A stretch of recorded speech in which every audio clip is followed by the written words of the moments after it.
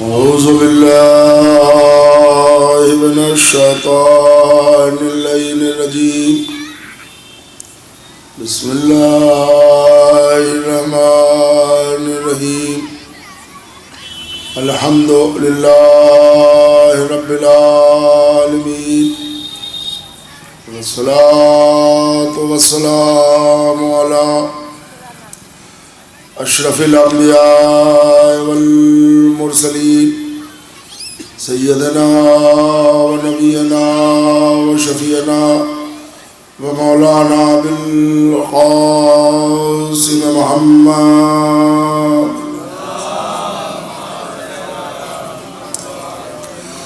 وآله الطيبين الطاهرين المعصومين المظلومين لعنة الله على أعدائهم وقتلتهم وغاصبي حقوقهم أجمعين من يومنا هذا إلى قيام يوم الدين أما بعد فقد قال الله تبارك وتعالى في كتابه المجيد والفرقان الحميد وهو أصدق الصادقين وقوله الحق بسم الله الرحمن الرحيم أم يحسدون الناس على ما آتاهم الله من فضله فقد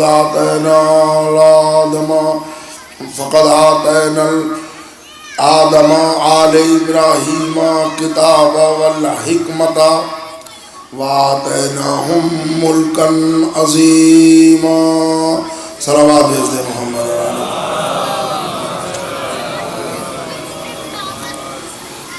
سامعین گرامی قدر، آیہ مبارکہ جو سورہ نساء کی 54ویں آیت ہے، کل بھی گزشتہ شب اسی آیہ مبارکہ کو عنوان سخن کے طور پر پڑھا گیا، جبکہ عداوت اہل بیت کا سرچشمہ جنگ جمل اور میدان جمل کو پیش کیا گیا۔ آج جبکہ موضوع مجلس میں تقسیم امت اور جنگ صفین موضوع اسی کو کنٹینیو کیا آیت کو، جو وہ لوگ جو حسد کرتے ہیں،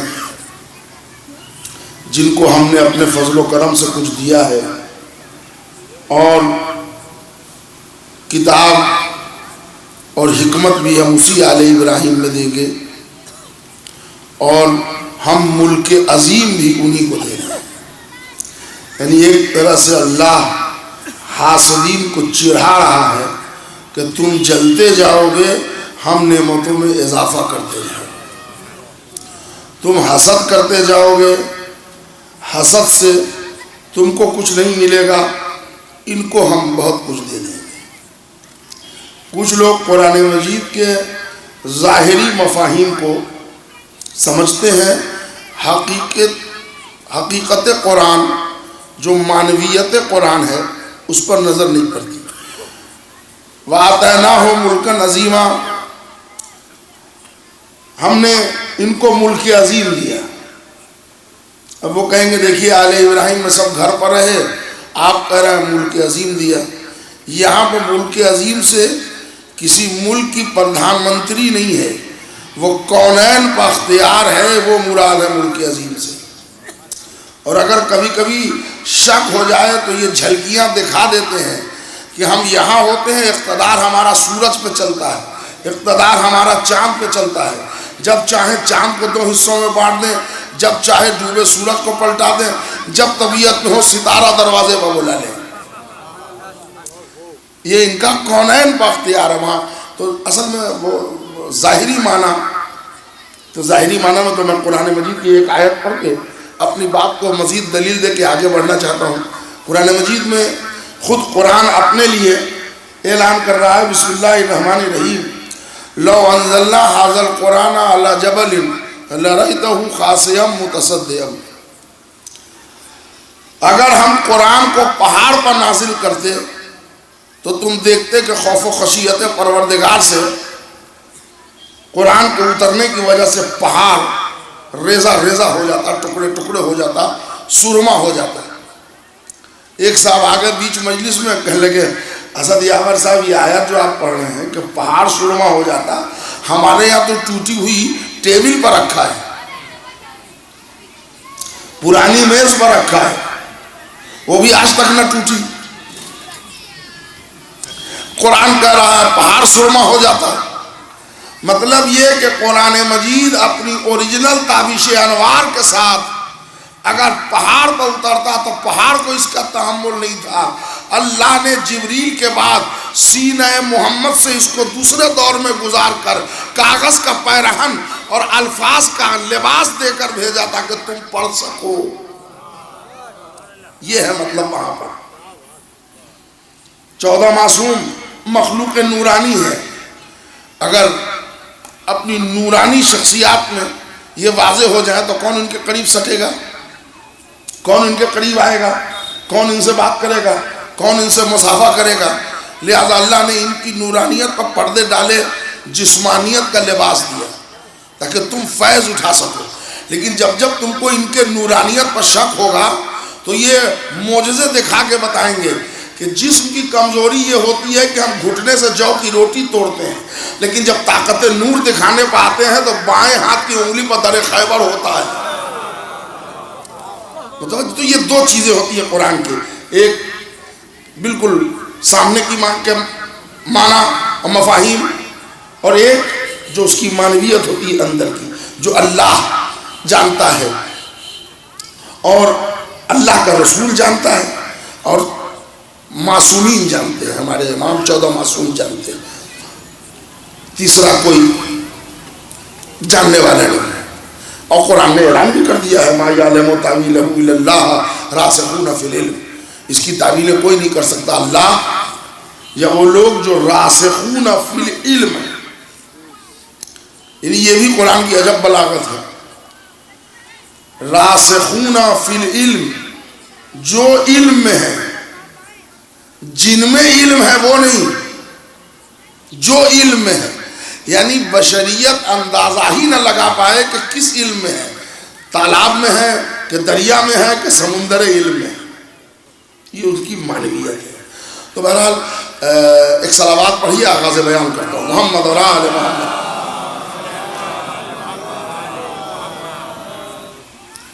میرے سرکار، یہ حاسدین نے جن میں ٹاپ کلاس کے لوگ تھے وہ بنی امیہ تھے۔ بعد میں ان کو بنی عباس نے بھی جوائن کیا، لیکن جو بالکل ٹاپ پر تھے ان میں بنی امیہ تھے۔ اور ان کے ساتھ ساتھ فضائل علی کی چوٹ کھائے ہوئے کچھ صحابہ تھے جو منہ سے بول نہیں رہے تھے، اندر سے پھونک رہے تھے۔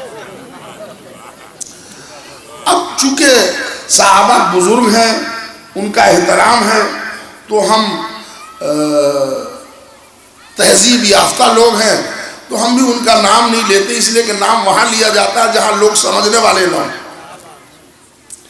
جب ایک ہی بات میں سارے لوگ سمجھ جاتے ہیں تو بتانے کی کیا ضرورت ہے۔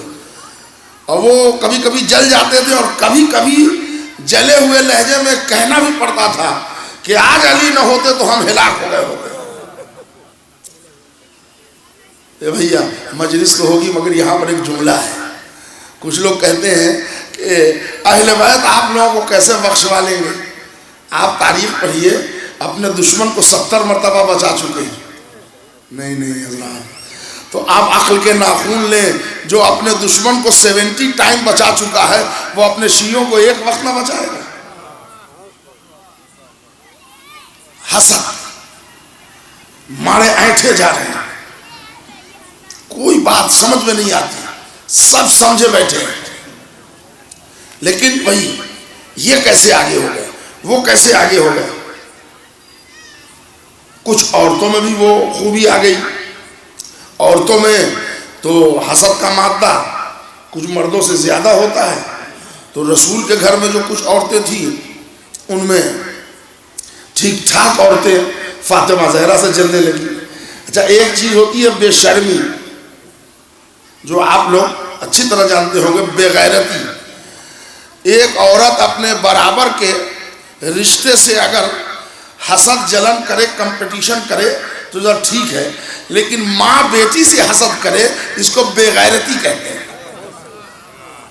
نہیں حضرات ذرا سا حاضر تو رہیے۔ تو یہاں جو گھر میں ہیں وہ سب اتفاق سے زہرا کی مائیں ہیں۔ کچھ مائیں کلیجے سے لگانے والی ہیں، کچھ ایسا پھونک رہی ہیں کہ کروٹی لیتی ہیں جلن میں اور حسد میں۔ یہ حسدین کا سلسلہ بڑھتا رہا، بڑھتے بڑھتے حسد نے ذرا پاؤں پر اپنے کو کھڑا کیا۔ اسی سنگ میل کا نام جنگ جمل کا، توجہ چاہ رہا ہوں میرے بھائی۔ جب حسد اپنے کو پاؤں پر کھڑا ہوا تو اس آماجگاہ کا نام ہے جنگ جمل۔ ابھڑ کے لوگ آ گئے ایک ادھر سے بھی ادھر سے بھی، اچھا یہ کل تک چھپے بیٹھے تھے، یہ بھی آ گئے ہیں، یہ بھی آ گئے ہیں، یہ بھی آ گئے ہیں۔ دیکھیے امت آج کئی ڈیویژن میں، بڑی امپورٹنٹ بیان ہے آج کا، اگر آپ حضرات ذرا سا ساتھ دیں ہمارا، کہ رسول اللہ کی ایک حدیث ہے، بسم اللہ الرحمن الرحیم، ستفترق امتی من بعدی الی ثلاثۃ وسبعین فرقہ کلہم فی النار الا واحدہ۔ ان قریب میری امت میں 73 فرقے ہوں گے، کلہم فی النار، سب کے سب جہنمی ہوں گے، الا واحدہ۔ اور کمال یہ ہے اس حدیث کا کہ ہر فرقے والے اپنے کو الا واحدہ کہتے ہیں۔ جنت میں کون جائے گا؟ ہم جائیں گے۔ ان سے پوچھئے جنت میں، کہلے ہم جائیں گے، وہ کہلے ہم۔ تو مطلب یہ کہ جہنم میں جانے کو تیار کون ہوگا بھائی؟ بات بھی صحیح ہے، کون عقل مند آدمی کہے گا کہ ہم جہنم میں جائیں گے؟ مگر ہم آپ کو پورے عقل کو کھلی ہوئی نگاہوں سے دکھائیں گے کہ کیسے خوشی خوشی جہنم میں لوگ جاتے ہیں۔ صلوات پڑھیے محمد اور آل محمد۔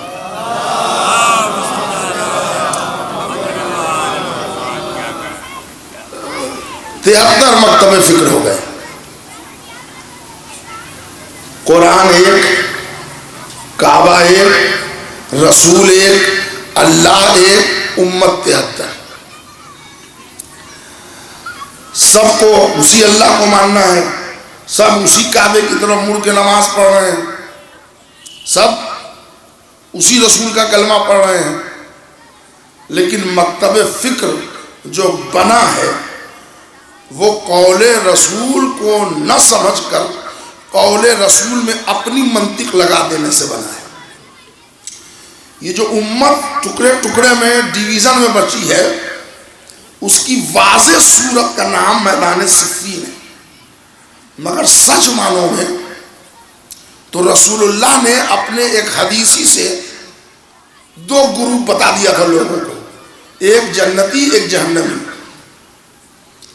اور وہ حدیث پہلے دن جو میں نے پڑھی تھی کہ میں تمہارے درمیان 2 وزنی چیزیں چھوڑے جا رہا ہوں، ایک کتاب ایک اطرت، ان سے وابستہ رہو گے تو گمراہی سے بچو گے۔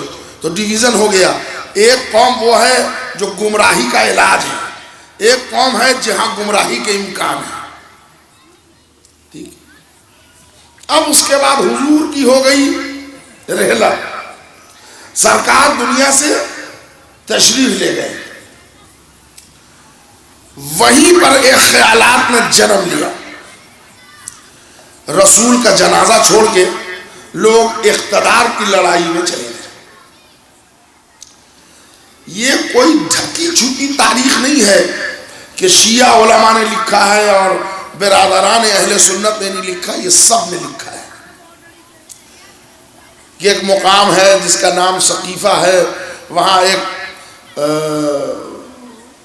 انصار تھے، سعد ابن ابی عبادہ، سعد ابن عبادہ، ان کی لوگوں نے بیعت کرنا چاہیے، مگر کچھ سرباوردہ لوگ جو یہاں سے اٹھ کے گئے تھے، ان میں 2-3 تو بڑے بڑے حضرت ہیں، اور ان میں عبیدہ بن الجراح جیسے جنرل بھی ہیں، اور وہاں کایا پلٹ گیا اور قریش نے اپنا حق جتا کے خلافت دی۔ تو گروپ تو اسی دن ہو گیا نا۔ صلوات پڑھ دیں محمد اور آل محمد پر۔ بھائی ذرا سا توجہ چاہ رہا ہوں، رسول اللہ کہہ کے گئے تھے من کنتو مولا ہو فہذا علی المولا. یہ ایسا نہیں کہ خالی شیعہ بھائی کیا روایت ہے، صحیح ستہ میں موجود ہے. ایک الغدیر کتاب لکھی ہے شیخ امین الحسینی نے، انہوں نے 110 صحابہ اور 84 تابعین سے غدیر کی سند دریافت کی. بہت بڑا کام کیا ہے انہوں نے. ان کے سامنے رسول اللہ نے کہا کہ میں تم کو تمہارا مولا منتخب کر رہا ہوں، میرے بعد مولا علی ہوں گے. اور وہاں پر رسول اللہ نے صبح قیامت تک کوئی کون علی کہنے نہ پائے. اسے علی نام کے آدمی اور بھی تو ہو سکتے ہیں. تو وہاں پر اس لیے کہ ایک بات میں آپ کو پھر مجھے یاد آ گئی، سنیے. ایک امام ہے امام ابن تیمیہ، نام سنا ہوگا، بیچارے وہ ہیں اور ٹھیک ٹھاک اہل بیت سے نفرت کرنے کے عادی ہیں، مگر ہیں بڑے امام. رسول اللہ کی ایک حدیث بیچارے کے حلق سے نہیں اتری. حسد ہے نا. رسول اللہ کی حدیث ہے انا مدینۃ العلم و علی بابھا، میں شہر علم ہوں اور علی اس کے دروازہ ہے. تو ابن تیمیہ نے اس کا ٹرانسلیشن کیا کہ پہلی بات تو یہ کہ حدیث کی صحت نہیں ہے، کمزور ہے، اور اگر صحت مان بھی لیا جائے تو دروازہ علم سے مراد علی حیدر کرار نہیں ہے. علی کے معنی بڑا ہے، اونچا کے. تو میں علم کا شہر ہوں اور اس کا دروازہ اونچا ہے. ترجمہ کیا. رسول جو نباز کائنات تھے انہوں نے اعلان ولایت میں، ذرا سا میری طرف متوجہ رہیے گا، وہ پڑھ بھی کاٹ دیے کہ اب کیا اعلان کیا؟ من کنتو مولا ہو فہذا علی مولا. میں جس کا مولا، میرے بعد یہ والا علی. کون والا علی؟ تو ہاتھ سے اٹھا کے بتایا ہاذا کلمہ اشاریہ ہے. اب نہیں کہہ سکتے تھے، اگر ہاذا کا لفظ استعمال نہیں کرتے رسول تو پھر یہی ہوتا کہ میں تمام لوگوں کا مولا ہوں اور میرے بعد جو اونچا ہوگا وہ مولا ہوگا. کیا کھیل کھیلے ہیں امت نے. جس کا میں مولا ہوں، میرے بعد اونچے لوگ اس کے مولا ہوں گے. ڈھونڈتے رہیے اونچے لوگ، مر جائے گی قوم.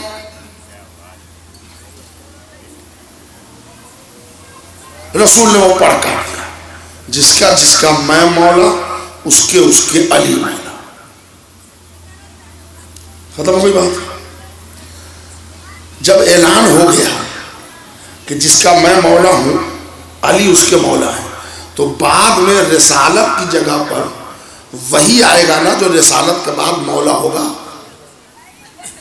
اب وہاں پر لفظ مولا کو سائڈ کر دیا گیا، لفظ خلافت کو ہائی لائٹ کیا گیا. کہنے لگے مولا ہیں وہ دین کے معاملات میں، حکومت کے معاملہ میں ہم حکومت کریں گے. رسول امت کے حوالے لگا کے گئے. لگ گیا، چلیے ٹھیک ہے، امت نے لگا لیا. تو ذرا سا یہاں پر آپ حضرات کے توجہات کے لیے ایک جملہ کہوں گا کہ رسول امت کے حوالے لگا کے گئے کہ تم اپنا خلیفہ چن لیں. ٹھیک ہے، کس کو چنیں گے، کیسے چنیں گے؟ تو انہوں نے کہا اجماع، یعنی پورے لوگ جمع ہو جائیں، ایک رائے ہو جائیں، ان کو اجماع کہتے ہیں. ٹھیک ہے، چلیے ہم کو معلوم ہو گیا کہ حاکم چننے کا ایک طریقہ اجماع ہے. تو ایک حاکم چن لیے گئے. 2-2.5 سال تک ان کا دور چلا. تو اب دوسرا نمبر آیا تو ہم اجماع کے انتظار میں تھے کہ ڈھول بجے گا، لوگ جمع کیے جائیں گے، اجماع ہوگا اور اس کے بعد دوسرے خلیفہ کا نام ہوگا. تو وہاں پر انہوں نے پھر ایک نئی حدیث پیش کر دی. انہوں نے کہا نہیں، یہاں پر اجماع نہیں ہے، یہاں پر پہلے والے کی وصیت چلے گی. ذرا سا یہاں پر پھر ایک نوٹ ہے جو آپ حضرات سمجھ لیں، رسول کی وصیت نہیں چلے گی. رسول کہہ رہے ہیں میرے بعد علی مولا ہوں گے، لیکن اگر پہلے خلیفہ کہہ دیں کہ میرے بعد یہ ہوں گے تو یہ امت طے کرے، آنے والی نسلیں، اس کمپیوٹر اور پلاسٹک ایج کے لوگ طے کریں کہ رسول کا کہاں مانا جائے گا یا امت رسول کا کہاں مانا جائے گا. کہہ لے کہ ٹھیک ہے. تو اچھا، اب ہم کو پتا چلا کہ ایک صورت اور ہے بادشاہ چننے کی. اجماع کے بعد کیا آیا؟ میں بھی بولا ہے نا، بولیے. وصیت. تیسرا دور آیا تو ہم وصیت کے انتظار میں تھے، تو معلوم ہے کہ 6 لوگ گھر گھر گھوم رہے ہیں، ریفرینڈم کرا رہے ہیں. یہ کیا ہو رہا ہے؟ کہنے لگے اب یہ تیسری صفت آ گئی اقتدار چننے کے لیے، اس کو کہتے ہیں شورا. لیجیے، یعنی جیسے جیسے شخصیات آتی گئی ویسے ویسے قانون بدلتے رہے. اتنا جلدی قانون تو یوگی کا بھی نہیں بدلتا، جتنا تیزی سے یہاں قانون بدلا ہے. ہر معاملے میں قانون کٹ بدلتا گیا. تو ایکچولی امت اپنے تقسیم کے دھیرے دھیرے دروازے وفات پیغمبر کے بعد کھول رہی تھی. امت وہ ہے جو جنازہ پیغمبر میں شریک ہو، یا امت وہ ہے جو جنازہ پیغمبر چھوڑ کے چلا جائے؟ ذرا سا بولیے انصاف سے، کس کو کہیں گے آپ امت؟ جو جنازہ پیغمبر میں رہے. تو ڈویژن نظر نہیں آ رہی ہے، لیکن اس کے بعد بھی علی جیسا نباس، اس نے جان لگا دی کہ امت ٹکڑے نہ ہونے پائے. علی نے کہا چلو بہرحال ہم تو مولا ہیں، ہم کو کون بنائے گا، ہم اللہ کی طرف سے بنائے ہوئے ہیں. تم لوگ اگر اقتدار کے نام پر بن گئے ہو تو بنو، دین کی بات آئے گی. تو علی نے کہا میں کوئی تکبر، کوئی غرور نہیں دکھاؤں گا. دین کی ضرورت ہوگی تمہارے دربار میں آ کے بھی اسلام کو سہارا دوں گا. جو ہمارے بہت سے لوگ شیعہ بھائی سمجھ نہیں پاتے، اور جو ہمارے برادران وطن ہیں وہ کہتے ہیں کہ علی پیار نہیں کرتے ہوتے تو دربار میں کیوں آتے؟ دربار میں آنا اسلام سے پیار کی دلیل تھی، حاکم سے پیار کی دلیل نہ تھی. چلیے پھر ہوا، وہ بھی بات آگے بڑھ گئی. قرآن حصوں میں بٹ گیا. علی نے جو اوریجنل قرآن اپنے پاس رکھا ہوا تھا اس کو مارکیٹ میں پروڈیوس نہیں کیا، اس لیے کہ 2 قرآن نہ ہو جائے، یعنی امت کو بچا رہے ہیں. سچ بولیے، یہ جلال پور میں اس محلے کا نام ہے جعفرہ باد. کتنی مسجدیں ہوں گی یہاں؟ کتنی؟ 14 مسجدیں ہیں. تو اگر 14 ہیں، ایک اور بن جائے گی تو کیا شریعت خطرے میں پڑ جائے گی؟ نہیں پڑے گی نا. اس لیے کہ مسجد میں نماز کے پڑھنے کا ثواب کئی گنا زیادہ بڑھ جاتا ہے. لیکن آپ ذرا دیکھیں، علی جو کعبے میں پیدا ہوا ہو وہ مسجد میں نماز نہیں پڑھ رہا ہے، تو کیا علی کے لیے یہ مشکل کام تھا کہ ایک مسجد بنوا لیتے؟ بھائی ذرا سا غور کیجئے، بہت اندر کی بات بتا رہا ہوں. علی ایک مسجد، اچھا علی کے پاس بھی کچھ لوگ تھے ہی، بڑی تعداد میں لوگ تھے جو مانین زکوٰۃ کہہ کے مارے گئے ہیں. 80 لڑائیاں ہوئی ہیں خلیفہ اول کے دور میں. مانین زکوٰۃ کیا مانی ہے بھائی؟ مطلب وہ نماز پڑھتے تھے، روزہ رکھتے تھے، اللہ کو ایک مانتے تھے، رسول کو، محمد کو رسول مانتے تھے، قرآن پڑھتے تھے، کعبہ مانتے تھے. وہ زکوٰۃ نہیں دیتے تھے. کیوں؟ اس لیے کہ زکوٰۃ ہے اسلامی ٹیکس. ہم تم کو اسلامی رہبر مان نہیں رہے ہیں، ہم ٹیکس دیں گے نہیں. اے بھائی، آپ اگر انکم ٹیکس دینا ہو تو بھارت کی گورنمنٹ کو دیجیے گا یا پاکستان کی گورنمنٹ کو دیجیے گا؟ بولیے نا. ہم جس ملک میں ہیں، ہم تم کو حاکم مانتے نہیں ہیں. ان کو قتل کیا گیا، جن کے پہلے شہید صحابی رسول حضرت مالک بن نویرہ ہیں. بہرحال وہ تاریخ میں ادھر میں گیا تو پھنس جاؤں گا. علی کے پاس اچھی تعداد میں لوگ تھے. علی نے مسجد نہیں بنوائی. ٹائم ٹو ٹائم جاتے رہے مسجد میں، لیکن نماز الگ پڑھتے رہے. اچھا جناب، اسی موقع پر یہ اسلام کا پیور دشمن ابو سفیان وہ حضرت عباس ابن عبد المطلب کے ذریعے علی کے پاس خبر بھیجی کہ ہم 1,00,000 سے زیادہ نہیں، بلکہ اس کی جو اسی کے لفظ سنیے، ہم مدینے کی گلیوں کو پیادے اور سوار سے بھر دیں گے. علی رسول کے داماد بھی ہیں، بھائی بھی ہیں، اعلان ولایت بھی ہو چکا ہے، آپ اعلان خلافت کے لیے کھڑے ہوئیے. علی کو امت میں ڈیویژن نہیں چاہیے تھا، اسلام کی حفاظت چاہیے تھی. علی نے کہا تو اسلام کا کب سے دوست ہو گیا؟ پڑھ کاٹ دیا اسی وقت. ایک بہت بڑے سنی عالم دین ہے مولانا اسحاق مدنی، 2013 میں ان کا انتقال ہوا، یوٹیوب پر بہت آتے ہیں، کبھی کبھی آپ لوگ کو موقع ملے نا تو ان کو سنیے. حق پرست آدمی تھے. اب یہ کہ پورے طور پر آپ اگر چاہتے ہیں کہ کسی کو شیعہ ہی دیکھنا چاہیں تو یہ بات ذرا سا مناسب نہیں ہے. وہ اپنے عقیدے میں رہ کے اہل بیت کے فضائل بیان کرتے ہیں، اور وہ کہتے ہیں کہ اگر علی نے ابو سفیان کی بات مان لی ہوتی تو آج اسلام مٹ گیا ہوتا. یعنی علی پوری کوشش میں ہے، غور سے سنیے گا کہاں سے معاملہ لا رہا ہوں، اسلام میں حصہ نہ ہو، ٹکڑے نہ ہو. امت بار بار موقع ایسے فراہم کر رہی ہے کہ خالی علی کو غصہ آ جائے، ڈیویژن ہو جائے. علی ضبط کرتے رہے، ضبط کرتے رہے، ضبط کرتے رہے.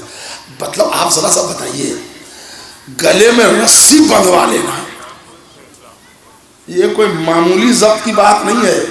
یہ ہم نے پڑھا، آپ نے سنا، بس اس کی تہ میں اتریے گا تو نیند اڑ جائے گی. کتنی محبت تھی علی کو دین اسلام سے کہ جس کی زوجہ کے اوپر ظلم ہو اور خیبر کا دڑ اکھاڑنے کی طاقت ہاتھ میں رکھنے والا خاموشی سے سہ لے. جس کو آج ہمارے برادران اہل سنت کہتے ہیں کہ یہ علی کے گلے میں رسی نہیں باندھی گئی تھی، یہ سب غلط ہے اور وہ روایت ضعیف ہے. شیر خدا کے گلے میں کون رسی باندھ دیتا؟ ہم شیر خدا تھے اسی لیے تو باندھ لیا، خالی شیر ہوتے تو کون پھٹک لیتا؟ نہیں حضرات، ذرا سا آپ ساتھ نہیں دے رہے ہیں. یہ جملہ بڑا بلیغ تھا. اللہ کے شیر تھے اسی لیے تو برداشت کر لیا، خالی شیر ہوتے تو آتا کون؟ ایک مولانا روم ہے، انہوں نے قصیدہ لکھا ہے علی کے لیے. ہمارے پاس ٹائم کم رہتا ہے تو ہم ذرا سا، اور اس مرتبہ لمبی مجلس نہیں پڑھنا ہے اس لیے کہ زمانہ بدل گیا. اب 2 گھنٹہ 1.5 گھنٹہ کی مجلس کا نہ ہمارے پاس اتنی طاقت نہیں ہے، اور کمیٹی والے نذرانہ بھی اتنا نہیں دیتے. لیکن اس پر بہت ہنسے آپ لوگ. صلوات پر محمد اور آل محمد. آپ گھوم کے دیکھ لیجئے، کمیٹی والے لوگ یہاں آپ کو ملیں گے نہیں. بیدار کر کے قوم کو رہبر خاموش کر. سنیے آپ یہاں پر تھوڑا سا ایک قصہ، ایک صلوات اور پڑھتے مل کے، محمد اور آل محمد.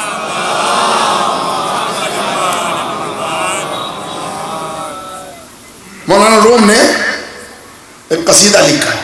اب وہ قصیدہ فارسی میں ہے، ذرا اس کا اردو میں 2-3 منٹ، 1 منٹ 1.5 منٹ میں پڑھ دوں. کہ تشبیب اور گریز ہوتا ہے، شعرا ہے اس میں قصیدے میں. تو آپ کو تشبیب ہے کہ ایک کسان ہے جو گائے پالے ہوا ہے. صبح میں اٹھتا ہے فجر کے وقت، سورج نہیں طلوع نہیں ہوتا، وہ پہلا کام یہ کرتا ہے کہ اپنی جگہ سے گائے کو اٹھاتا ہے اور ایک کھانے کا برتن ہے وہاں پر کھانا دے دیتا ہے، پھر چلا جاتا ہے وہ دیگر ضروریات. اس کے بعد آتا ہے، نماز پڑھتا ہے تو سورج بلند ہو جاتا ہے. گائے کھا پی کے پورے طور پر تیار ہوتی ہے، پھر دودھ نکالتا ہے. یہ روزانہ اس کا معمول ہے. ایک دن کیا ہوا، اندھیری رات میں کہیں جنگل سے شیر آ گیا اور اس نے گائے کو کھا لیا. اور گائے اچھی خاصی بڑی تھی تو اتنا کھا لیا کہ وہ چلنے کے قابل نہ رہا. بہت سے لوگ ہیں جو بیچارے کھانے ہی کے لیے زندہ ہیں، آپ کو یہاں بھی مل جائیں گے. کھا لیں گے تو پھر اٹھائے جائیں گے، یا اللہ اٹھائے یا بندہ اٹھائے. اس لیے کہ وہ بیچارے جو ہے نا وہ یہ سوچ کے نہیں کھاتے کہ ہم کھانا کھا رہے ہیں.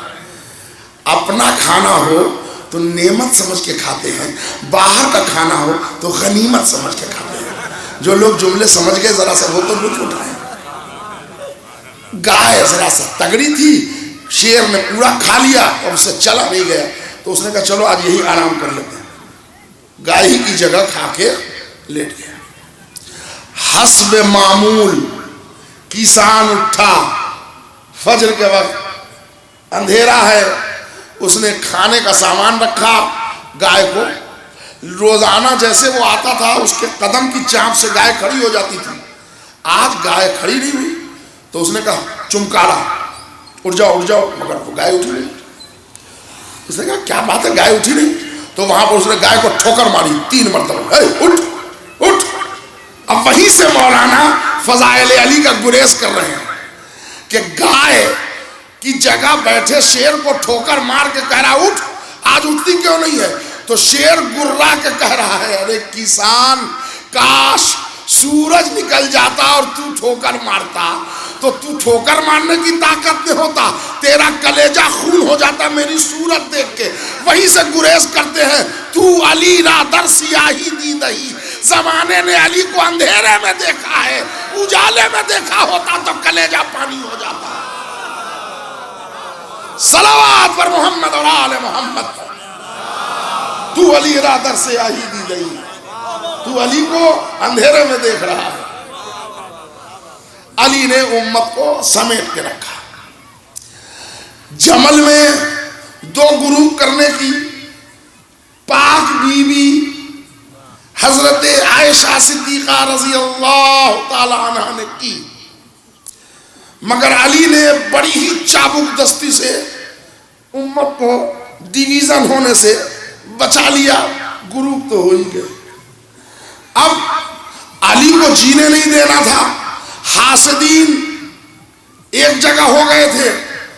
جمل وہ سنگ میل معین ہو چکا تھا عداوت علی کا، عداوت اہل بیت کا جنکشن ایک جگہ معین ہو گیا تھا جمل. اب وہاں سے میٹنگیں شروع ہوئی. امیر شام نے علی پر حملہ کر دیا اور ایک میدان ہے مقام صفین، وہاں پر آ کے جمع ہو گئے. علی کو وہاں جانا پڑا. علی نے صلح کی 6 کوششیں کی ہیں، اب وہ کبھی تفصیل سے، لیکن بات نہیں بنی. تو علی نے کہا اب ہمارے لیے حجت تمام ہے، اب مجبوری ہے کہ لڑائی ہو. تو نام کیا دیا جائے؟ یہ والے بھی مسلمان، وہ والے بھی مسلمان. تو رسول اللہ 2 چراغ جلا کے گئے تھے. مسلم شریف، بخاری شریف، مجلس ریکارڈ ہو رہی ہو، سنن ابن داؤد، سنن ابن ماجہ، سنن نسائی میں تو پورے ڈیٹیلز ہے. سنن نسائی نے، علامہ نسائی نے تو ایسے ایسے اہل بیت کے فضائل لکھے کہ سنی ہونے کے بعد ان کو مار دیا گیا ہے نا. سب میں ایک حدیث ہے کہ اب وہ حدیث ذرا سے سن لیں بچے، سنا واقعہ ہے آپ کا، خالی ذرا سا یاد دلا دیں. ایک رسول اللہ کے برگزیدہ صحابی تھے حضرت عمار یاسر، دوہرے شہید کا بیٹا. یعنی یہ وہ پہلے صحابی ہیں جن کی ماں بھی شہید ہوئی، جن کا باپ بھی شہید ہوا. یاسر بھی مارے گئے اور سمیہ ان کی ماں وہ بھی شہید ہوئی. تو پہلی عورت خاتون شہید وہ جناب عمار کی والدہ. تو عمار ذرا سا وہ حبشی تھے، تندرست تھے، طاقت بھی تھی. تو جب مسجد نبوی بن رہی تھی تو دور سے، اگر آپ حضرات زیارت گئے ہوں گے تو مسجد نبوی کے پیچھے ایک پہاڑ ہے، تو وہ پیچھے دیکھنے میں قریب ہے 4 کلومیٹر سے اوپر ہے جی. وہاں سے پتھر کے ٹکڑے آتے تھے، تو سارے لوگ ایک ایک ٹکڑا لاتے تھے اور یہ 4 ٹکڑا لاتے تھے ایسے ہاتھ پر رکھ کے. تو پسینے میں نہا جاتے تھے، ٹپ ٹپ داڑھی سے چہرے سے پسینہ ٹپکتا تھا. ایک دن رسول اللہ نے اس کیفیت میں دیکھا، ایک مرتبہ کلیجے سے لگایا، اے سمیہ کے بیٹے، اے یاسر کے لال عمار، وہ دن کیسا ہوگا جب تجھ کو ایک گروہ باطل قتل کرے گا، تو ان کو جنت کی طرف بلائے گا، وہ تم کو جہنم کی طرف بلائیں گے۔ یہ حدیث عام ہو گئی کہ عمار کو ایک باغی گروہ مارے گا، تو اس کا مطلب عمار جدھر ہوں گے حق ادھر ہے نا۔ تو رسول اللہ نے وائپر لائٹ جلا دیا، اب اندھوں کو دکھائی نہ دے، تم علی یا معاویہ دونوں میں سچا کون ہے؟ چھوڑو علی کو بھی، چھوڑو معاویہ کو بھی، یہ تو حدیث تمہاری سب کتاب میں ہے، یہ دیکھو عمار کدھر ہے، اگر معاویہ کی طرف تو معاویہ سچا، علی کی طرف تو علی سچا۔ آج بھی وہ حدیث ہے، نہ مسلم سے مٹائی گئی، نہ بخاری سے مٹائی گئی، نہ صحیح ستہ میں وہ حدیث موجود ہے، مستدرک حاکم میں بھی، سب کتاب میں، کتنے کتاب کے نام میں۔ عمار کو ایک باغی گروہ قتل کرے گا۔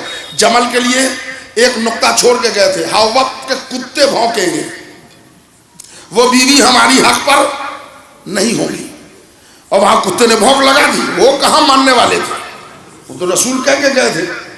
تو اس میں بھی کیا چالاکی دکھائی گئی، 40 جھوٹی گواہی دلوائی گئی کہ یہ کتا نہیں تھا، سیار تھا۔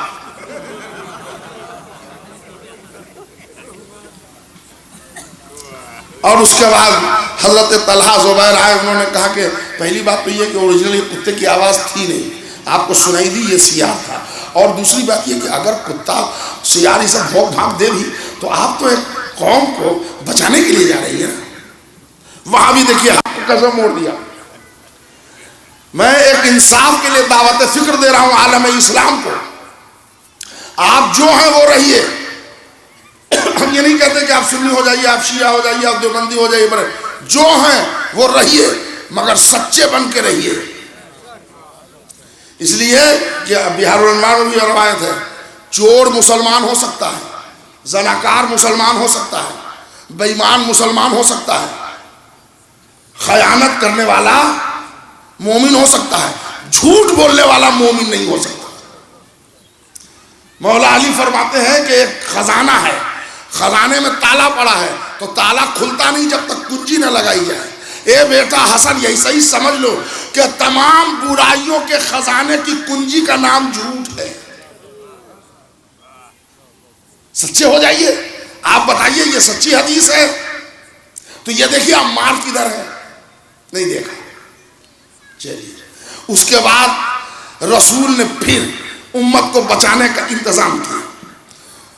اب یہ بھی حدیث شیعہ بھائیوں کی ساری کتابوں میں، سنی بھائیوں کی ساری کتابوں میں مجلس انٹرنیٹ پر جا رہی ہے، یوٹیوب پر مجلس اپلوڈ ہے، آپ لوگ بعد میں بھی سنیے گا، ببانگ دوہل پڑھ رہا ہوں کہ یہ حدیث تمام شیعہ سنی کتابوں میں محفوظ ہے کہ رسول اللہ نے فرمایا علی سے محبت نہیں کرے گا مگر مومن، علی سے بغض نہیں رکھے گا مگر منافق۔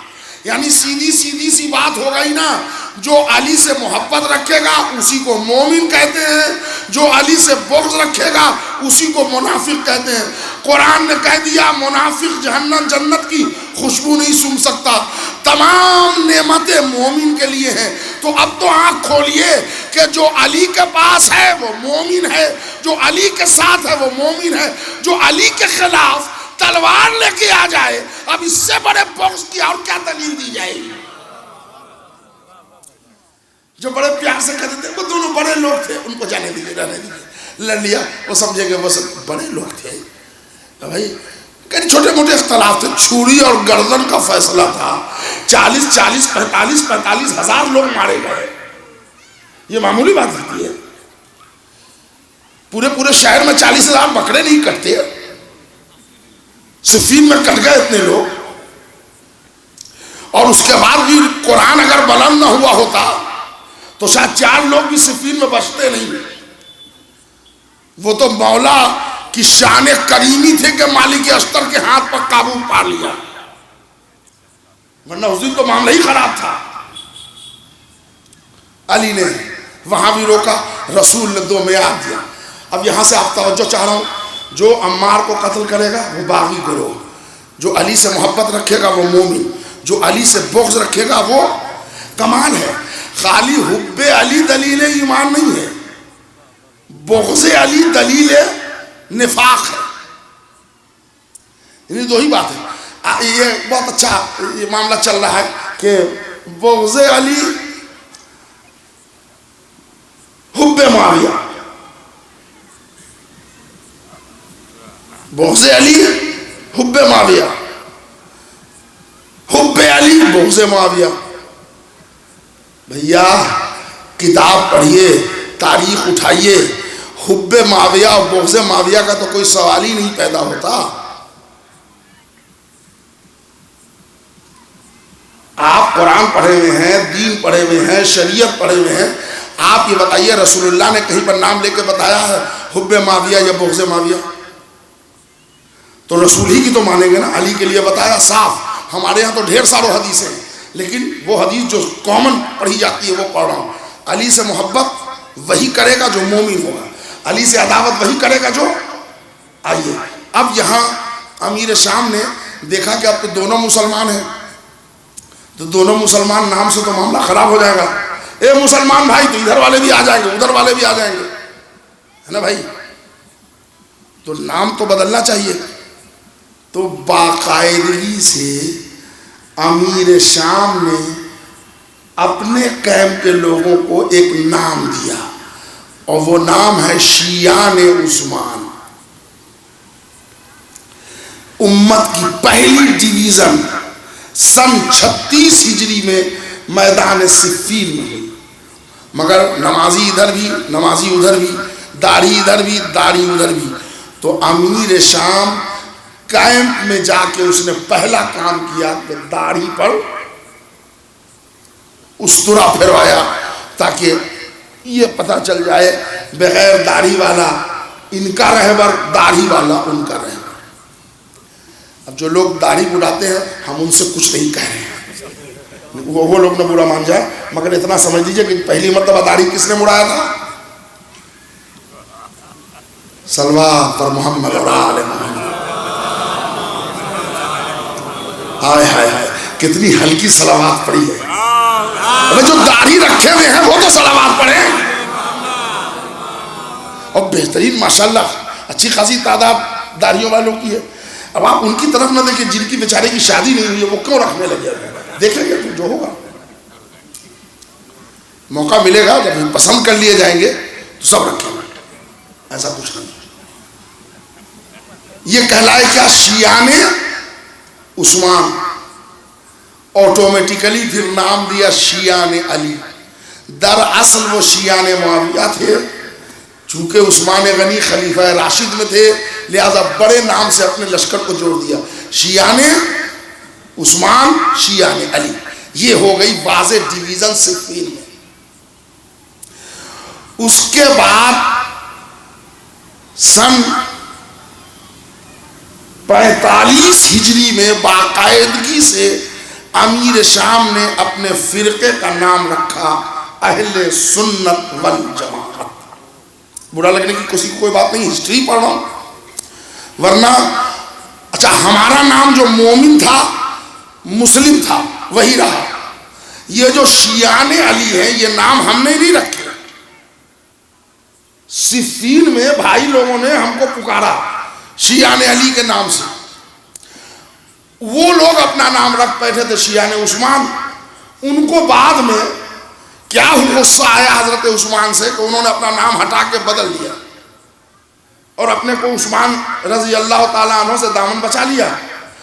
ہم نے علی سے رشتہ نہیں توڑا، اس لیے کہ ہم کو جوڑا گیا تھا صحیح جگہ۔ شیعہ الگ الگ بے معنی ہے، تو ہم کو کیا نام دیا گیا تھا؟ شیعان علی، علی کی پارٹی، علی کے چاہنے والے لوگ، علی کے گروہ کے لوگ۔ تو ہم تو رات دن اسی دعا میں مر رہے ہیں کہ اللہ قیامت میں ہم کو علی کے گروہ میں اٹھا لے۔ تو آپ بھی دعا کیجئے نا، اللہ آپ کو معاویہ کے ساتھ اٹھائے، اللہ ہم کو علی ابن ابی طالب کے ساتھ اٹھائے۔ ہمت ہے تو یہ بھی دعا کیجئے۔ نہیں دعا نہیں کریں گے. واضح ڈویژن ہو گئی، شیعہ نے عثمان، شیعہ نے علی. اب بعد میں ہم کو بڑے نام دیے گئے، اب وہ تو ہسٹری ہی الگ ہے. ہم کو پھر رافضی بھی کہا گیا. رف سے بنا ہے، رافضی کہتے چھوڑنے کو. چونکہ ہم نے دشمنان اہل بیت کو چھوڑ دیا تو ہم کو چھوڑنے والا کہا گیا. لیکن تھوڑی تھوڑی علمی بات بھی بچوں تک پہنچنی چاہیے، تو رافضی ہو گئے. بعد میں ہم لوگ فضائل علی میں کوئی سمجھوتا نہیں کرتے، تو ہم کو ایک نام دیا گیا غالی، غلو کرنے والے. پھر بعد میں ہم کو امام سے تھے تو امامیہ کہا گیا. پھر بعد میں وہ سلیمان بن سرد خزائی اور مسیب ابن نخبہ، ان کی ایک ٹیم نے کربلا میں جا کے حسین سے معافی مانگی کہ ہم گرفتار ہو گئے تھے، آ نہ سکے، تو ان کو توبہ کرنے والا کہا گیا. تو ایک فرقہ کا نام دے دیا گیا توابین. حضرت مختار کے حوالے سے ہمارے فرقے کا نام دے دیا گیا کسانیہ، مختاریہ، زیدیہ. کمال دیکھیے آپ، یہ جتنے نام ہیں ہمارے رکھے ہوئے ایک نہیں ہیں. حیرت نہیں ہو رہی آپ کو؟ ولادت ہمارے گھر میں ہوتی رہی، نام بھائی لوگ رکھتے رہے. صلوات پڑھ دے محمد اور آل محمد.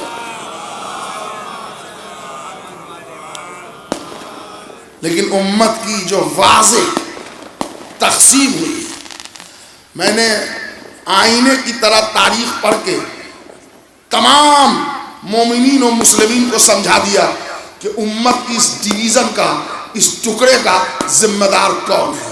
اب فیصلہ آپ کے ہاتھ میں. جمل کی لڑائی میں مورچہ بندی ہو گئی.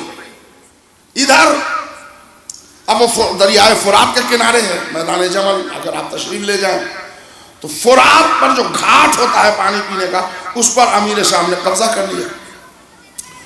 تو علی کے لشکر میں کھلبلی مچ گئی کہ ہمارے پانی کا کیا ہوگا. تو علی نے اپنے بیٹا حسن کو بلایا، وہ کہا بیٹا فرات پر قبضہ کرنا. امام حسن علیہ السلام ایک چھوٹا سا ٹکڑا لے کے گئے، ایک حملے میں فرات پر قبضہ کر لیا. بابا فرات جیت لیا. امیر شام کے فوجی بھاگ گئے. اب ادھر امیر شام کے لشکر میں دونوں ہاتھ سے ماتم شروع ہو گیا. اس وقت ماتم حرام کا فتویٰ نہیں آیا تھا. میں وہ آپ کی خدمت پوری تاریخی ذمہ داری سے پڑھا. ہائے پیاس، اب ہم کیا کریں گے، اب تو مر جائیں گے. عمر عاص جیسے مکار سے خود امیر معاویہ کہہ رہا ہے کہ اب تو ہمارے لیے پانی کیمیا ہو جائے گا. تو عمر عاص وہیں پر بیٹھ کے کہتا تو نے علی کو اپنے جیسا بزدل سمجھا ہے. علی سب کر سکتا ہے، پانی بند نہیں کر سکتا. اللہ رے کردار، دشمن بھی کیریکٹر کا کلمہ پڑھے. ایک صلوات پڑھ دے محمد اور آل محمد. مورچہ بندی ہو گئی. علی نے پوری کوشش کی مگر حملہ ہو گیا. بڑے مکر و فریب کیے. اگر آپ حضرات اجازت دیں امت کی ڈویژن تک تو میں آپ کو لے آیا. ایک آدھ حملے کی جھلک ایک آدھ آپ حضرات کی خدمت میں. حالانکہ اتنے سرد اور خاموش مجمع میں حملہ نہیں پڑھا جاتا، مگر پڑھ کے دیکھتے ہیں. اب یہ لڑائی میں مالک اشتر کمانڈر، علی مقدمہ جنگ. تو جب مالک کی تلوار بول رہی ہے اور ساتھ میں ذوالفقار بھی بولے تو قیامت سے پہلے قیامت آ جائے. علی خاموش ہے، علی چپ چاپ خیمے میں. مالک اشتر نے نام میسرا قلب لشکر سب سیٹ کر لیا. بڑھ بڑھ کے حملہ شروع ہوا. تب علی نکل گیا. انہوں نے کہا نہیں، ادھر سے سورش پڑ گئی تو علی نکلے. کب؟ نماز عشاء کے بعد. اس لیے کہ ان لوگوں نے رات میں جنگ بند نہیں کی. ایک باریک کرتا پہن کے علی جب نکلے ہیں، ارے میرے سرکار، تو پوری رات جو تلوار چلی ہے تو علی ہاتھ جو نیچے کرتے تھے تو تلوار کی دھار سے خون کا پرنالہ بہنے لگتا تھا. اس کو کہتے ہیں لیلۃ الحریر.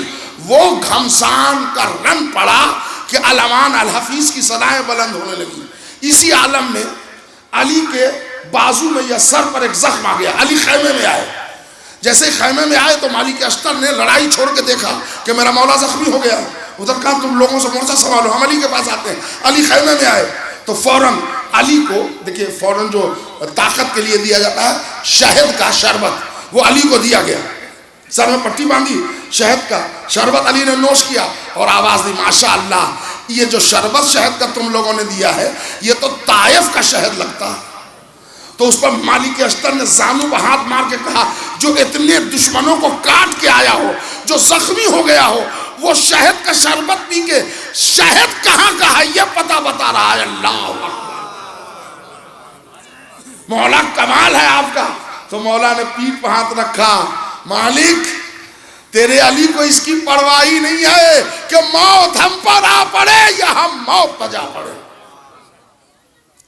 ادھر سے ہمارے آس خیمے سے نکلا امیر شام, کہ یا علی ہم نپٹیں گے مگر ہمارے لشکر میں یہ تاب نہیں ہے کہ ہم آپ کا حملہ سہ سکیں, تو آپ تلوار نیام میں رکھیں.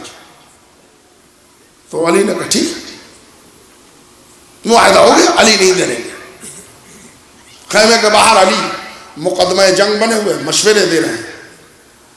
یہ ایک مرتبہ میسرے کا عالم یہ ہوا کہ اس پر عمر عاص کا لشکر حاوی ہونے لگا. تو علی کا ایک بیٹا تھا, بروایت 12 سال یا 11 سال کا سن تھا, نام بتانے کی ضرورت نہیں ہے. علی خیمے میں آئے کہ بیٹا بہت دن سے تم کہہ رہے تھے نا ایک مرتبہ میدان میں تلوار چلانے کا موقع ملے, وہ موقع آ گیا ہے. دیکھو میسرہ کمزور ہو رہا ہے مگر بیٹا ذرا چہرے پر نقاب لگا کے جاؤ. تو کالے رنگ کے نقاب علی نے چہرے پر حضرت عباس علمدار کے باندھ دیا. اب اس لیے باندھا ہوگا کہ ظالموں اور حاسدوں کی نظر بد نہ لگنے پائے اس شہزادے کو. عباس آگے بڑھے اور اس کے بعد 11 سال کا سن, مگر دستہ اتنا مضبوط تھا کہ لشکروں کو چیرتے ہوئے صف اول میں آ گئے. یہ علی کی پہلی ٹریننگ ہوتی تھی, بیٹا اگر میدان میں جنگ میں جانا تو آخری صف پر نظر رکھنا, اور میدان میں جان چلی جائے بھاگنے کی سوچنا بھی مت. اس کا مطلب جس کے باپ دادا نہ بھاگنے کی ٹریننگ دیتے ہیں نسلیں انہی کی میدان میں جمتی ہیں. ہائے ہائے میرے بھائی, اب وہ جو کائی کی طرح مجمع پھٹنے لگا, لڑھک لڑھک کے لوگوں کے سر آنے لگے چاروں طرف. خیمے سے بغاوت ہو گئی کہ علی نے دھوکہ دے دیا. نکلا امیر شام, یا علی آپ سے تو بات ہو گئی تھی کہ آپ لڑائی نہیں لڑیں گے, آپ کیوں آ گئے؟ کوئی ریپلائی نہیں ملا. تو اس میں ایک بڈھا تھا, اس نے کہا تو ادھر ادھر کی بات کیا کرتا ہے, یہ حملہ کرنے والا علی ہے کہ کون, ابھی پتہ چل جائے گا, جلدی پتہ کرو. کیسے پتہ چلے گا؟ کہ تم سب ایک ہو کے حملہ کر دو, اگر پیچھے ہٹ جائے تو علی نہیں ہے, اور اگر تم پیچھے ہٹو تو پرفیکٹ علی ہے. اور ادھر علی خیمے میں بڑے آرام سے آرام فرما رہے ہیں. 7,500 کا لشکر ایک ہو کے حضرت عباس پر حملہ ور ہوا. معیار کیا تھا, اگر یہ پیچھے ہٹے تو علی نہیں ہے, تم پیچھے ہٹے تو علی ہے. اور یہی ہوا کہ 12 سال کے بچے کے حملے نے 7,500 کو پیچھے دھکیل دیا. تو اب اس کے بعد ہمارے آس گھوڑے پر سوار ہوا, واپس چلے آؤ, دھوکہ کیا علی نے, واپس چلے آؤ, علی نے دھوکہ کیا, یہ علی ہی لڑ رہے ہیں. بھائی ایک مرتبہ خیمہ کا پردہ ہٹا, جس کر کے علی ایک گھوڑے پر سوار ہوئے, رکاب میں پاؤں ڈال کے کھڑے ہوئے. ایھا الناس, دھوکہ نہیں ہوا, علی ادھر ہے, وہ علی کی تصویر ہے. اس کے بعد گھوڑا موڑا علی نے میدان کی طرف, یا بنیا, اے میرے لال, عباس ذرا چہرہ دکھا دے. چمکتے ہوئے سورج میں ہاشم کا چاند نکلا, چہرے سے نقاب ہٹائی. ارے یہ تو علی نہیں ہے, یعنی ہر جدھر عباس کا حملہ ہو رہا, علی نے مارا, علی نے مارا, علی نے مارا. پاکستان کا ایک شاعر ہے شوکت رضا, اس نے بڑے قیامت کے 4 مصرے کہے. اگر اجازت ہو تو پڑھ دوں. کہتا ہے بنتے مصطفیٰ کی دعا لاڈلے پسر لہریں گے تیرے نام کے پرچم گلی گلی. شیر خدا کے شیر نظر نہ لگے تجھے تم نے تو دشمنوں میں کرا دی. علی علی علی ادھر علی ادھر علی. آج اگر مجلس میں کوئی نعرہ لگا دے کہنے شرک کر دیا. ذرا اپنے بزرگوں کی خبر لیجئے, وہ پہلے ڈھیروں شرک کر چکے ہیں. صلوات بر محمد اور آل محمد.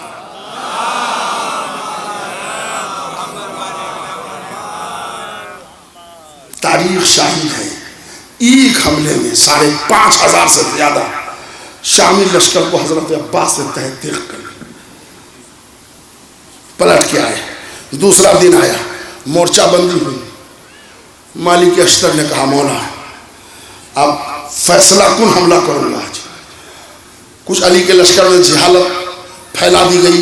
اشش قندی نام کا ایک شخص ہے, اس نے ہمارے آس نے جو ڈھول بجا دی تو ان لوگوں نے کہا کہ فرات کا دھارا نیچے سے موڑ رہے ہیں, بیوقوف لوگوں کی. اور ادھر امیر شام کہتا ہی تھا کہ یا اللہ علی کے لشکر میں جاہلوں کی تعداد بڑھا دے, یا اللہ علی کے لشکروں میں جاہلوں کی تعداد بڑھا دے ورنہ ہمارا خاتمہ ہو جائے گا. مطلب سمجھ گئے آپ, علی سے اگر کوئی لڑ سکتا ہے تو جہالت لڑ سکتی ہے, علم علی سے نہیں لڑے گا. مالک اشتر نے جو تیسرے دن پوری طاقت سمیٹ کے جو حملہ کیا ہے تو اس پر وہ جس نے 4 رکعت نماز پڑھائی تھی کوفے میں, اس کا نام یاد ہے آپ کو؟ کیا نام تھا؟ بھیا اتنی مجلس سنتے ہیں آپ لوگ. 4 رکعت نماز جس نے شراب کی حالت میں کوفے میں پڑھائی تھی, اس کا نام آپ لوگ کو معلوم نہیں؟ ہاں تمہیں بولنے میں کیا ہے. ولید. اب بولے واجب کفائی ہے, دھیرے سے بولے لیکن ولید صحیح نام بولے. ولید ابن عقبہ, ولید ابن عتبہ. یہ 4 رکعت نماز اس نے پڑھا دی تھی صبح کی. وہ بھی تھا لڑائی جنگ صفین میں معاویہ کی طرف سے. اس نے ایک مرتبہ چیخ کے آواز دی, یہ مالک اشتر آل امیہ کی گردن جب تک کاٹے گا نہیں اس کو چین نہیں ملے گا. دوڑ کے خیمہ امیر شام میں آیا, بھائی کوئی انتظام کر کہ مالک اشتر قابو میں آ جائے. اور مالک اشتر علی کے شیر بنا ہوا بڑھ بڑھ کے حملے کرتا جا رہا. اس طرح کے گاجر مولی کی طرح لوگ کٹ رہے ہیں, کشتوں کے پشتے لگ گئے.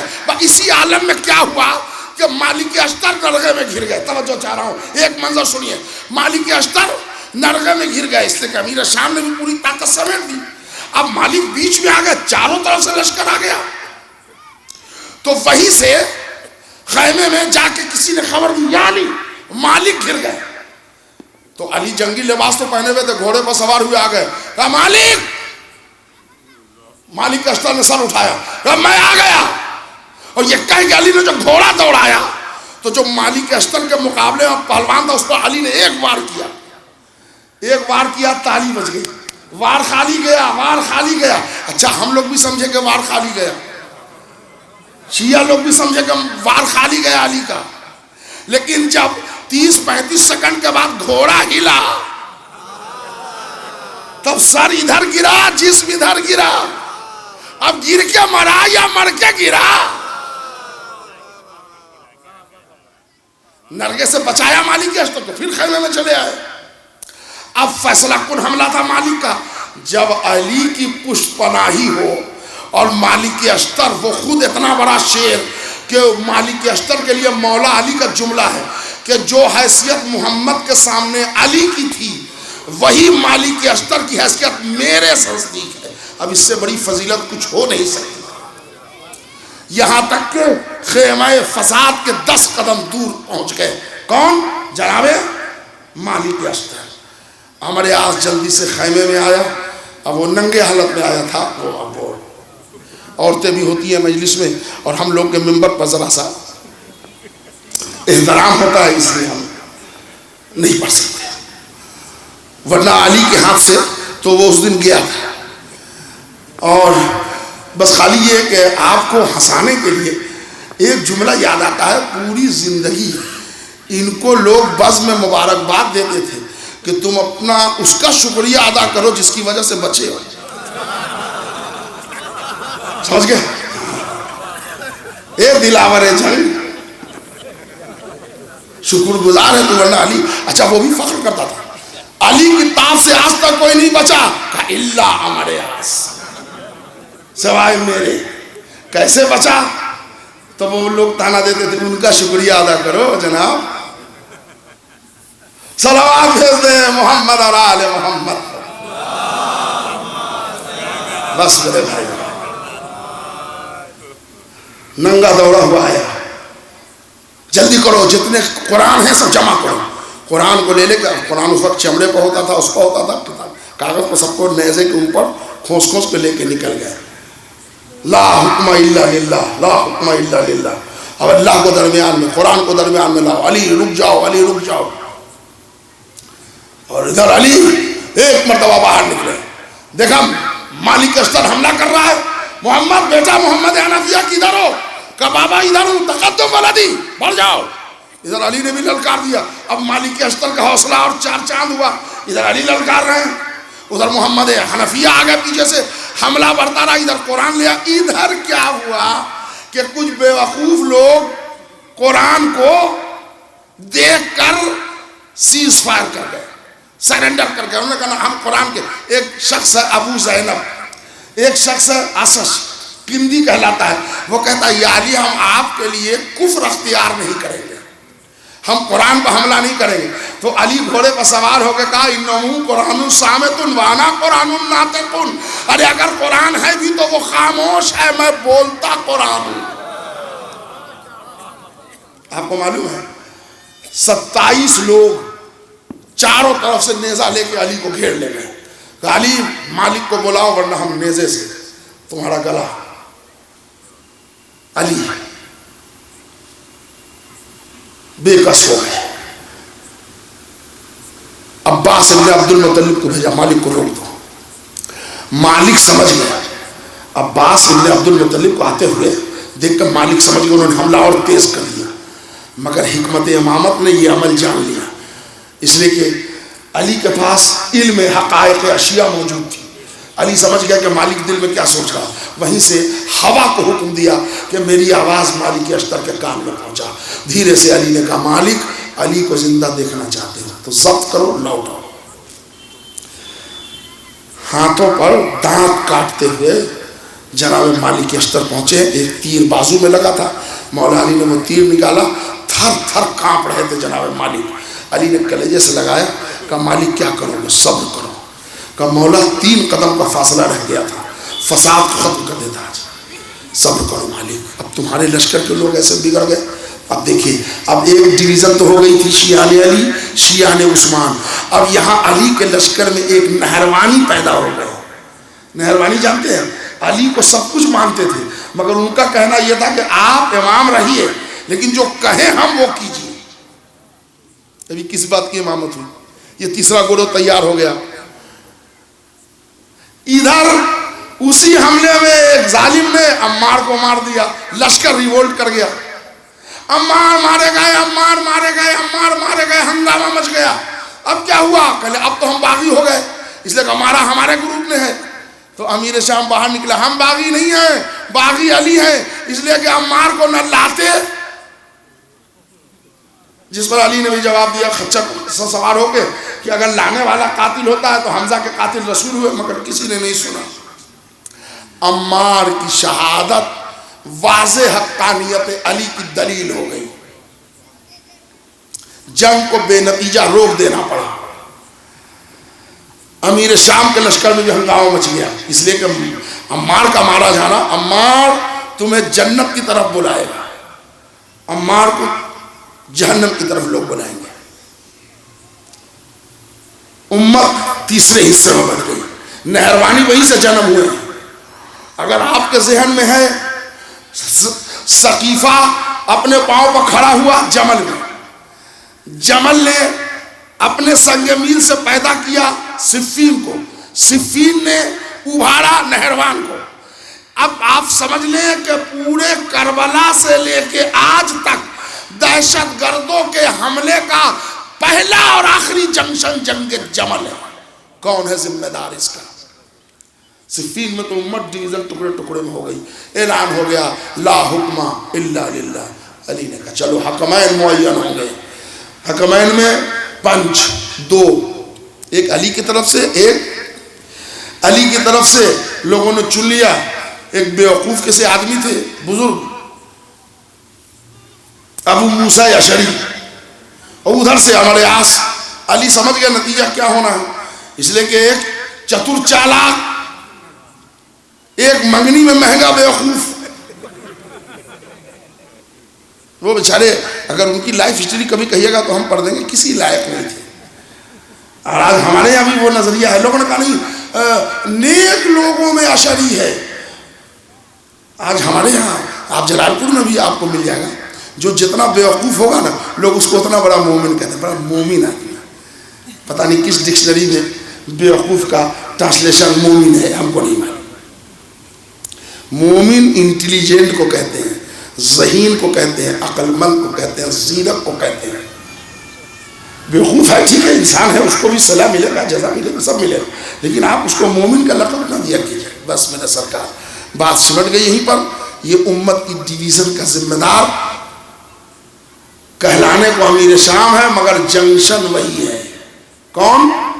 جنگے، بولیے منہ سے بولیے، جنگے جی. اور اب اس کے بعد کہانی دوسرے موڑ پر جاتی ہے کہ لوگوں نے موڑ دیا کہ عبداللہ ابن سبا نام کا ایک آدمی آیا تھا اور اس نے شیعہ قوم کو جنم دے دیا، اور یہ وہ سب کہانی ہے. اب اس کہانی کے لیے ہمارا ٹائم نہیں ہے، ہمارا وقت تمام ہوا.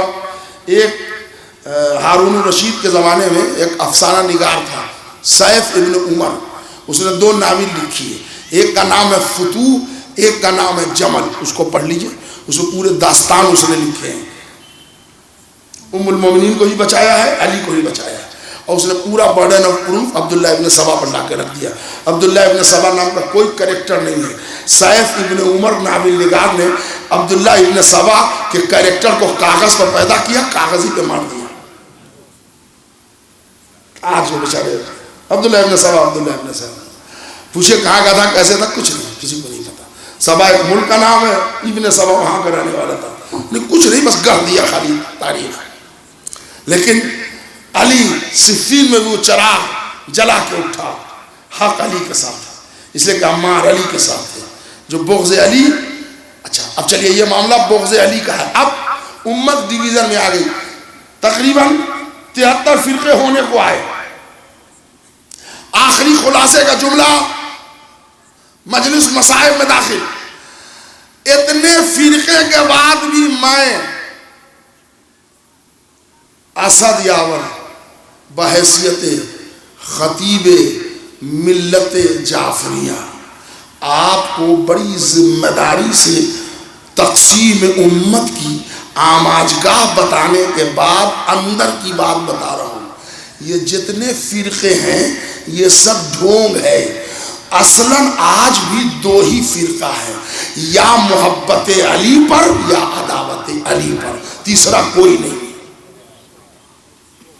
جائیے گھر جا کے آپ سوچیے گا رات میں، قوم آج 2 ہی گروپ میں ہے، یا عداوت علی پر ہے یا محبت علی پر ہے. ارے گھر جا کے سوچیے گا، کچھ بات آ جائے تو فون کر کے بتائیے گا. ایک دم پرفیکٹ بات پڑھ رہا ہوں. پوری دنیا یا محبت علی پر ہے یا عداوت علی پر ہے. چنانچہ آئیے ذرا ایک جھلک آپ کو کربلا کی دکھاؤں. کربلا کی لڑائی نہیں پڑھنا مجھے. کربلا میں کسی نے حملہ نہیں کیا، سب نے دفاع کیا. صرف حملہ 3 امام حسین نے کیا ہے. جانتے ہیں کب کیا ہے؟ ظہر عاشورہ نماز ادا کرنے کے بعد حسین نے، جب حضرت علی اکبر بھی شہید ہو گئے تو امام حسین نے آخری تقریر کی. اور آخری تقریر جو کی تو ردا بھی وہی اوڑھ کے گئے جو رسول اللہ اوڑھتے تھے. آواز دی پوری، وہ آپ مسائل کو سن رہے تھے، یہ گھوڑا رسول اللہ کا ہے، یہ امامہ رسول اللہ کا ہے، یہ سب. اس کے بعد امام حسین کہتے ہیں ایک بات سن لو، اس زمین پر اولاد فاطمہ میرے علاوہ کہلانے کا کوئی حقدار نہ ہوگا. کیوں ہمارا اپنا ہاتھ رنگین کر رہے ہو ہمارے خون سے؟ اچھا تم یہ بتاؤ میں نے تمہارا کچھ بگاڑا ہے؟ پورا ایک ایک چیز علی نے بیان، حسین نے بیان، اقرار لیا سب میں، نا نا نا نا۔ تب حسین نے آخر میں کہا مجھے کیوں قتل کرتے؟ تو پورے مجمع نے ایک زبان ہو کے کہا بغضاً لابیک، ہم آپ کے باپ علی کی عداوت میں، مطلب سمجھے آپ، کربلا میں بھی فرقہ نہیں تھا، دو ہی گروپ تھا، یا محب علی کا یا دشمن علی کا۔ اب جیسے ادھر سے کہا ہم علی کی عداوت میں، اب امام حسین نے کہا اب ان کی زبان سے اقرار ہو گیا علی کی عداوت کا، اب ان پر جہاد جائز ہے۔ یہ کہہ کے جو تلوار نیام سے نکالی اور جو حملہ کیا ہے، ٹوٹ پڑے جیسے بادل میں بجلی کون پڑے، اور انیس جیسے شاعر کو بھی کہنا پڑا غل تھا خدا کی راہ میں بس دو ولی لڑے، یا فاطمہ کا لال لڑا یا علی لڑے۔ ایک حملے میں 10,000 آدمی کو 3 حملے کیے امام حسین نے، تاریخ پڑھیے 30,000، 30,000 لوگوں کو امام حسین نے تہہ تیغ کر دیا۔ لیکن حسین تو راستے بھر کہتے آئے تھے کہ ہمارا مقصد ہی گلا کٹانا ہے، اس لیے کہ امت بیدار ہوگی ایک بڑے واقعے سے، اور ہمارا مقصد ہی، اور آگے آ کے کہنے لگے کہ اگر بغیر میرے سر کٹائے نانا کا دین نہیں بچ سکتا، آؤ تلواروں گردن کاٹ لو۔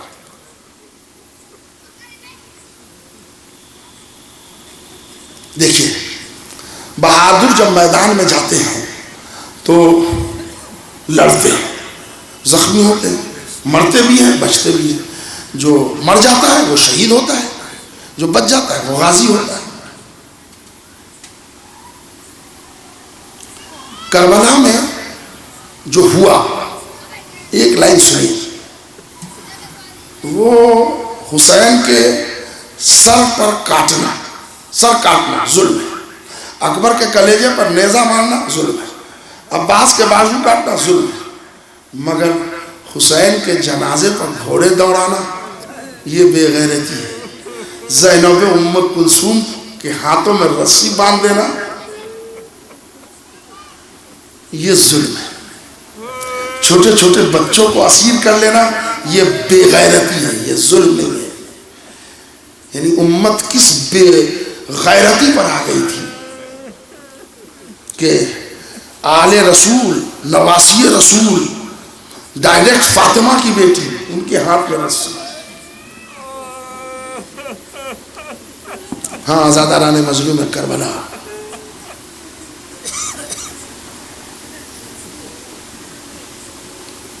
راستہ طویل ہے، برہنہ اونٹ ہے، بے کجاوا اونٹ ہے، اس پر بیویاں ہیں، 65 بچے گر کے مر گئے۔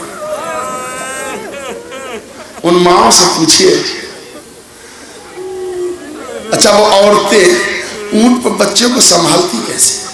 ہاتھ جو بندھے تھے نا میرے دوستو، وہ تو ذاکرین اشارہ کرتے ہیں ایسے بندھے تھے، تاریخ کا جملہ ہے کہ پشت کی طرف سے ہاتھ باندھے گئے تھے۔ اگر گرنے والے بچے گر جائیں بیویاں کیسے سنبھال سکتے؟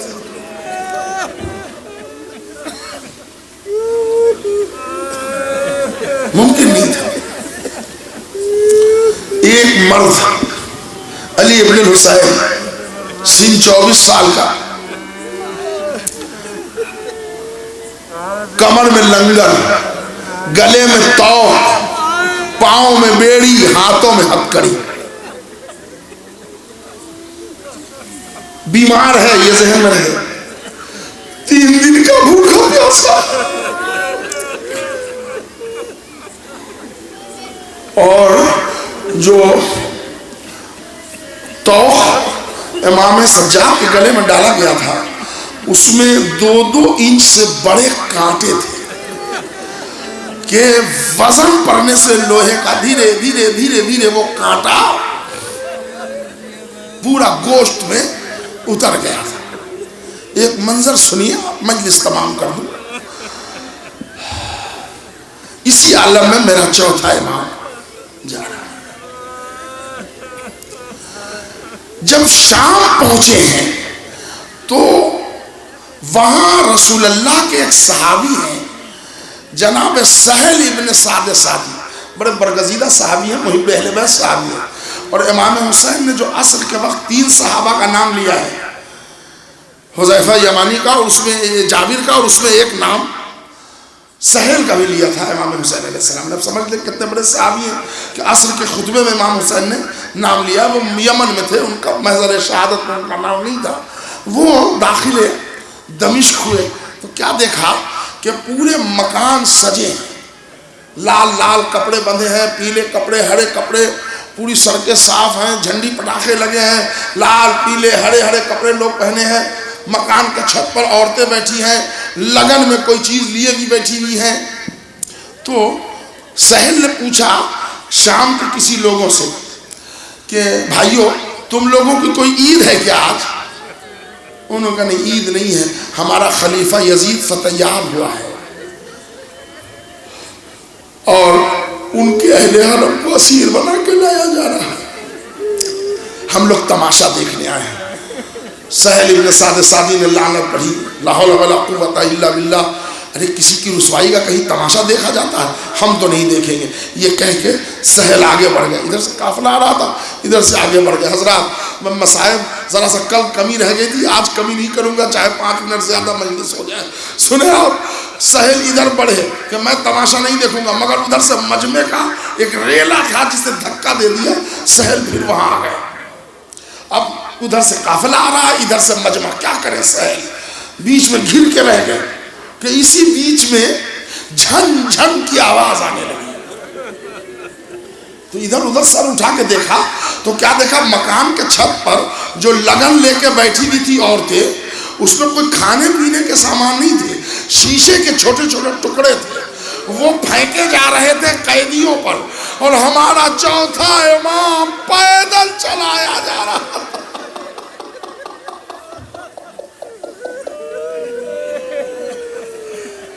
عزادارو ایک بات کہوں، جب پاؤں میں کانٹے گڑ جائیں یا شیشہ چبھ جائے تو ہمیشہ جی چاہتا نا کہ ہاتھ سے نکال دے، مگر وہ ہاتھ پاؤں تک کیسے آتے جو ہتھکڑی میں جکڑے تھے۔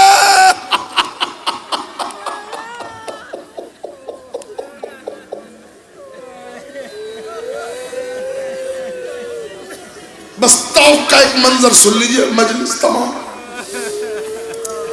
مسائب پڑھے نہیں جاتے، محسوس کیے جاتے ہیں۔ سہل کہتے ہیں یہ جھن جھن کی آواز آ رہی ہے، معلوم ہوا۔ اب جو سہل نے ایسے گردن اٹھا کے دیکھا تو دیکھا کہ کچھ اسیر ہیں جو پیچھے اونٹ پر ہیں، اور ایک لاغر بزرگ ہے جو پیدل چل رہا ہے۔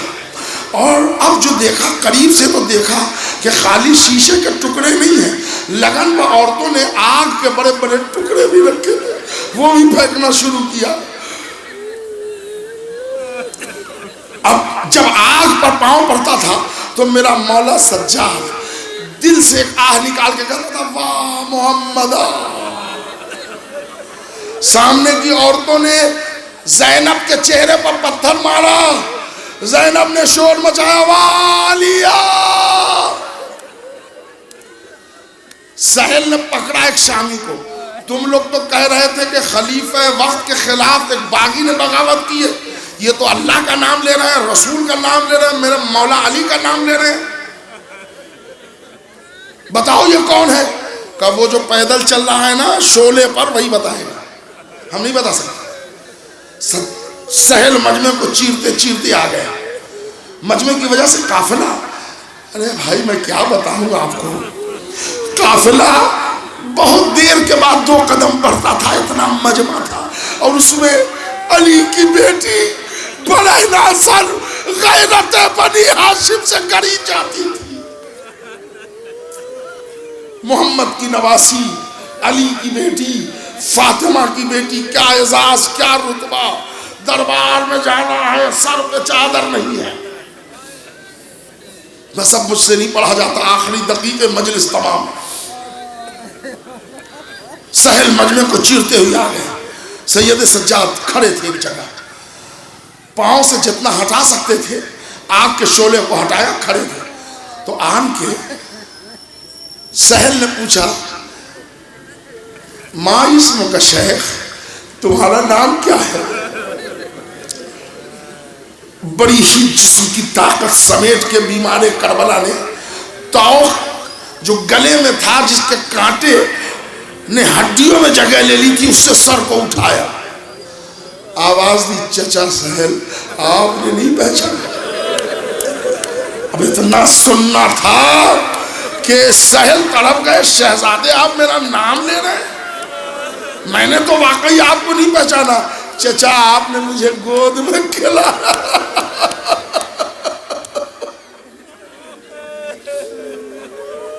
شہزادے کلیجہ تنگ ہو رہا ہے، جلدی بتائیے آپ کون ہیں؟ چچا میں علی ابن الحسین ہوں۔ ابھی کہا تھا علی ابن الحسین، یہ کٹے ہوئے سر سے آواز آئی، نانا کے صحابی سہل ہمارا سلام لو۔ یہ تو میرا مولا حسین ہے۔ چچا سہل بابا قتل کر دیے گئے، بیٹا کیسے ہوا یہ سب؟ شہزادے کیسے ہوا؟ اب یہاں پر ایک جملہ قیامت تک اکیلے میں یاد آئے تو رونے والا جملہ ہے، میں ضبط کر کے پڑھ رہا ہوں۔ سہل پوچھتے ہیں شہزادے اے میرے مولا یہ سب واقعہ کیسے ہو گیا؟ تو جانتے ہیں بیمار کربلا نے کہا چچا آپ ادھر چہرہ کر کے ہم سے بات نہ کیجیے، ادھر آ کے کھڑے ہو جائیں، چہرہ ادھر کر لیجیے اور اب میں آپ کو داستان سناتا ہوں۔ تو کہا شہزادے چہرہ کیوں گھما دیا؟ کہ پیچھے اونٹ پر پھوپھی اماں بڑے ناسا، اگر آپ کے آنے کی خبر ہوئی تو غیرت سے میری پھوپھی مر جائے گی، غیرت سے میری پھوپھی مر جائے گی۔ پورا کربلا بیمار کربلا نے سہل کو سنایا، آخری منزل مجلس تمام۔ اچھا شہزادے اب تو میں آپ پر جان قربان کروں گا۔ نہیں چچا آپ کو بابا نے جو حکم دیا ہے وہ عمل کیجیے، آپ تشریف لے جائیے۔ اچھا آپ کا حکم ہے، امام زمانہ ہے، میں چلا جاؤں گا، مگر ابھی کوئی خدمت کر سکتا ہوں؟ تڑپ کے روئیں گے آپ۔ ہاں اگر ابھی آپ مدد کرنا چاہتے ہیں تو چچا آپ کے سر پر جو رومال ہے، وہ جو عرب صافہ باندھتے ہیں، اس کو اتاریے۔ اتار لیا کہ اس کو زمین پہ گرائیے، گرا دیا کہ اب اس کو گول لپیٹ لیجیے، لپیٹ کے جب اتنا موٹا گدا بنا دیا کہ شہزادے آپ کیا کروں؟ کہ ایک انگوٹھے سے توق نکال کے وہ کپڑے کا گدا پھنسا دیجئے۔ توق میں بڑی تکلیف ہوتی ہے جب چلتا ہوں، کانٹے چبھتے ہیں۔ سہل زمین پر گر گئے، ہائے میرا مولا سچا۔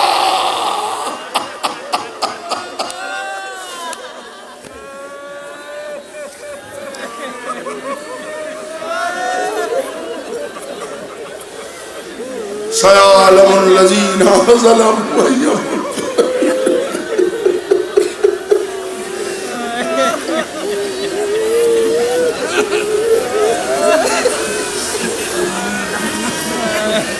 إنا لله وإنا إليه راجعون۔ الہی تجھے اسی مجلس حسین کا واسطہ ہے، ہر آنکھیں رو رہی ہیں۔